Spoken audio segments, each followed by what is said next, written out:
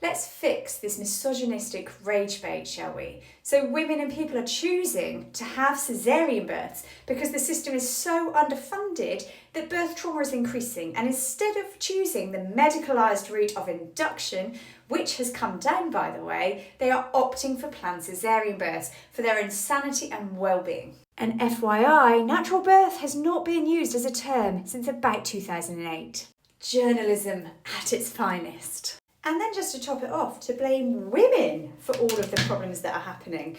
Obesity has not increased by about 10 to 15% in the last 2 years. In fact, it's stayed relatively stable.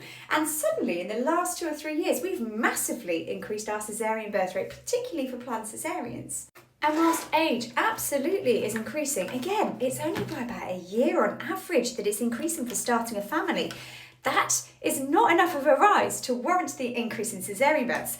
How about we actually look at the systems that women, people, families are having their babies in? Coming in times where there are staffing crises, where there are not safe minimum ratios in maternity wards, where the government don't give two hoots about maternity services. Women and people are fearful of coming into systems like that. They don't want to come in, be in a bed for 4 or 5 days, waiting for a bed to appear on labour ward, delivery suite, and wait for a midwife to be able to continue their induction of labour. They don't want to be in for a week of an induction of labour. They want to be able to come in, be safely cared for, and go home with their baby. There is certainty in having a planned caesarean birth, of knowing the outcome, of knowing that you are either going in that day or maybe another day, but you know that you're going to have your caesarean birth that day. With an induction in many units, because of the staffing, because of the retention, because of the amount of beds that haven't increased with the increasing induction and caesarean birth rate to accommodate the amounts of women and people coming in through the doors, because of all that,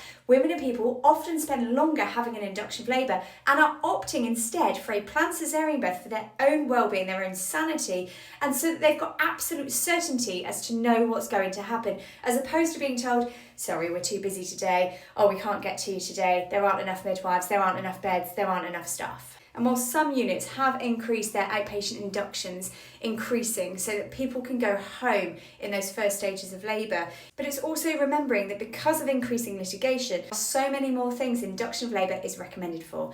The birth stats that have come out highlight that induction of labours have come down, planned caesarean birth has come up. What that tells us is women are actually choosing what they want to do with their birth mode, which is incredibly empowering and incredibly beneficial for them. To be able to choose the right birth for them is incredible. But the very fact that we have reached here is because of systematic underfunding, because of lack of antenatal education that is offered. It's also because of the systems that they know that they are walking into. And until the government mandate that there are safe staffing levels across maternity services as standard, and potentially increase beds across the country as well, rather than having shut them for the last 10 years, I don't see this changing anytime soon.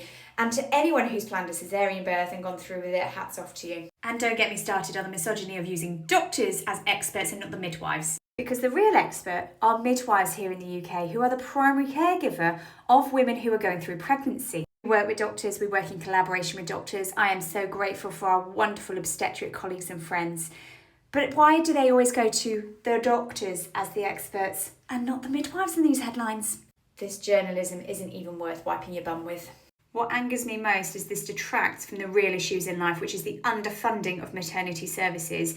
We need to stop blaming women in these headlines. It is not their fault that governments are not placing the funding in the right place with maternity services.